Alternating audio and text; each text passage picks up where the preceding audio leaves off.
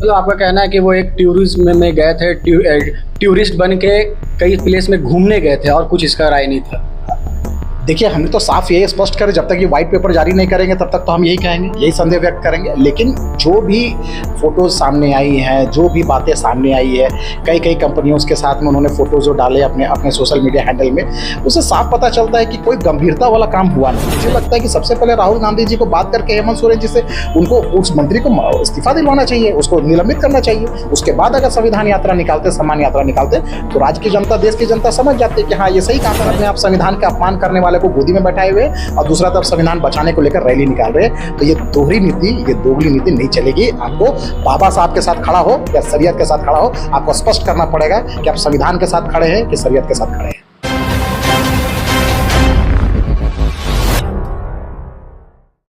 मुख्यमंत्री हेमंत सोरेन विदेश दौरे पे गए थे, वो आज लौट आए हैं और उनका कहना था कि कई सारे बिजनेसमैन और इन्वेस्टर्स इन्वेस्ट करेंगे इस जगह पे हमारे झारखंड में विकास के लिए।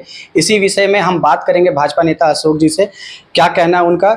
अशोक जी, हेमंत सोरेन मुख्यमंत्री जो गए थे विदेश दौरे पे, कहना था कि इन्वेस्टर्स आएंगे, इन्वेस्ट करेंगे, विकास होगा, क्या कहते हैं इस पर?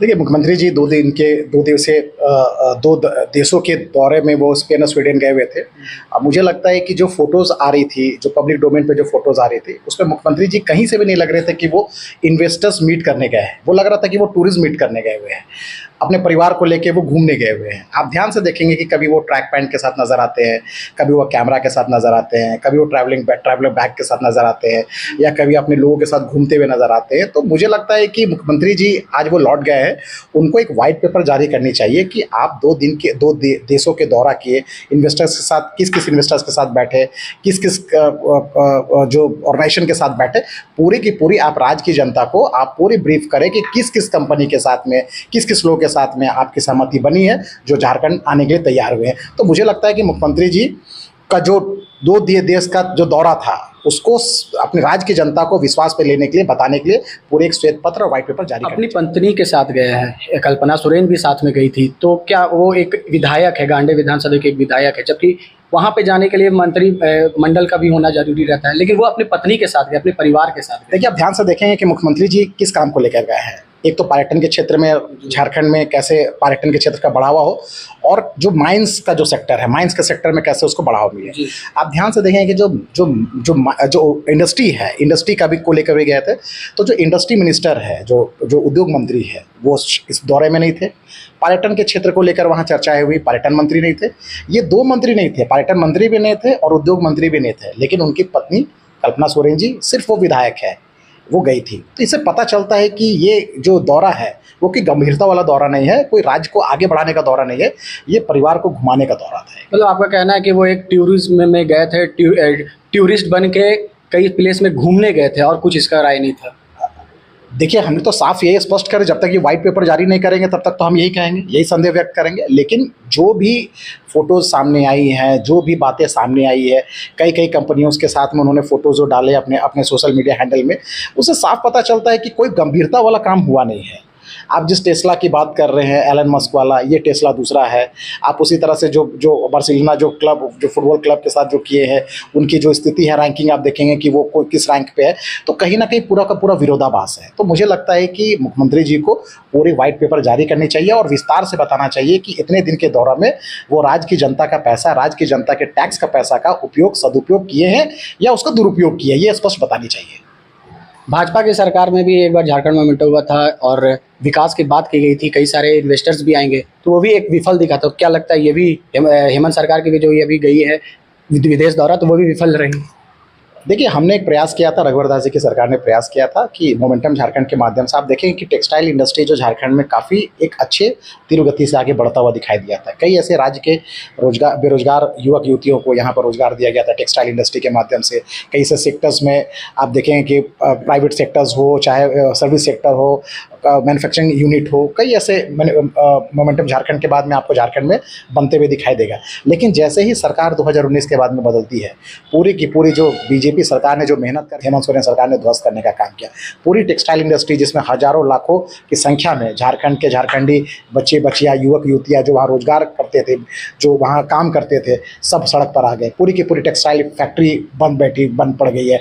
और जिस तरह से झारखंड मुक्ति मोर्चा और कांग्रेस के नेता कहते हैं कि कोई भी हम बाहर के लोगों को यहाँ पर हम जमीन नहीं देंगे, हम माइंस को हम एक बोलते ना एक कोयला भी हम बाहर जाने नहीं देंगे, तो इससे कौन ऐसा उद्योगपति है जो इन्वेस्टर्स है जो राज्य में आना जाना चाहेगा। और मैं तो एक बात और बोलना चाहूँगा कि कोई भी इन्वेस्टर्स वहीं इन्वेस्ट करता है जहाँ लॉ एंड ऑर्डर की स्थिति अच्छी रहेगी, जहाँ पर जो जो जो जो पॉलिसी होती है स्टेट की, वो पॉलिसी अच्छी होती है और सरकार की पॉजिटिव नीयत होती है।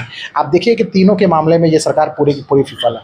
लॉ एंड ऑर्डर के मामले में आप देखेंगे प्रतिदिन किसी न किसी की मर्डर हो रही है, यहाँ पर जीएम की हत्या होती है, वकील की हत्या होती है, पुलिस की हत्या होती है, राजनेता की हत्या होती है, व्यापारियों से रंगदारी मांगा जाता है, दिन दहाड़े व्यापारी को गोली मार दी जाती है। तो कौन उद्योगपति है, कौन इन्वेस्टर्स होगा जिस इस खराब जो गिरते हुए लॉ एंड ऑर्डर में वो अपना पूंजी निवेश करेगा।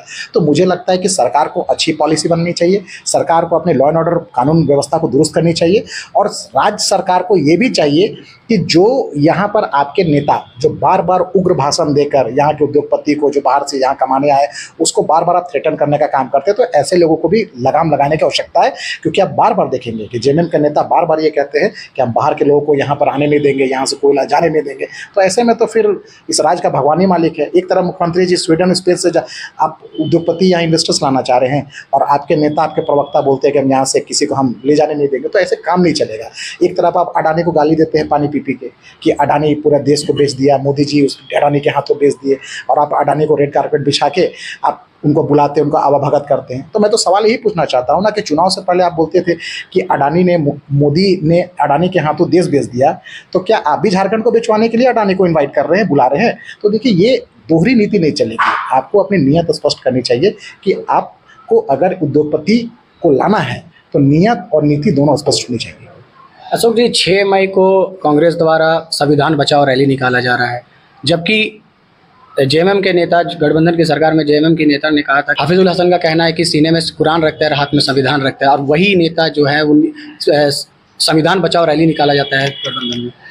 देखिए इन लोगों का इतिहास रहा है कि किस तरह से बाबा साहब भीमराव अम्बेडकर को इन लोगों ने अपमानित किया, प्रताड़ित किया, इनको बार बार उनको चुनाव हराने का काम किया। ये बताने की ज़रूरत नहीं है। देखिए इस देश में बाबा साहब का संविधान चलता है और राहुल गांधी जी कांग्रेस के नेता वो संविधान की कॉपी लेकर देश देश भर में घूमकर संविधान की रक्षा की बातें करती है। और यही झारखंड में कांग्रेस, झारखंड मुक्ति मोर्चा और आरजेडी की सरकार है। उनके एक मंत्री संविधान की शपथ खाकर, बाबा साहब के बनाए गए संविधान को शपथ खाकर, उनके कस्में खाकर, उसके वादे खाकर मंत्री पद में बैठता है और उसके बाद में बोलता है कि हम संविधान को हम बाद में मानते हैं, पहले हम शरीयत को मानते हैं। तो इससे यही ना पता चलता है कि वो बाबा साहब का अपमान कर रहा है, संविधान का अपमान कर रहा है। तो राहुल गांधी जी को तो पहले स्पष्ट ये करनी चाहिए कि उनके सहयोगी दल के नेता ही पहले बाबा साहब का अपमान कर रहे हैं। तो ये संविधान यात्रा, जो संविधान बचाओ यात्रा जो निकाल रहे हैं, पहले तो आकर झारखंड में उनको अपने सरकार के खिलाफ यात्रा करनी चाहिए कि जिस बाबा साहब को देश भर में लोगों ने सम्मान दिया है, जिस संविधान को आस्था व्यक्त करते हैं, उनको धार्मिक ग्रंथ के रूप में संविधान को माना जाता है, उस संविधान को ये मंत्री दोयम दर्जा का समझते हैं।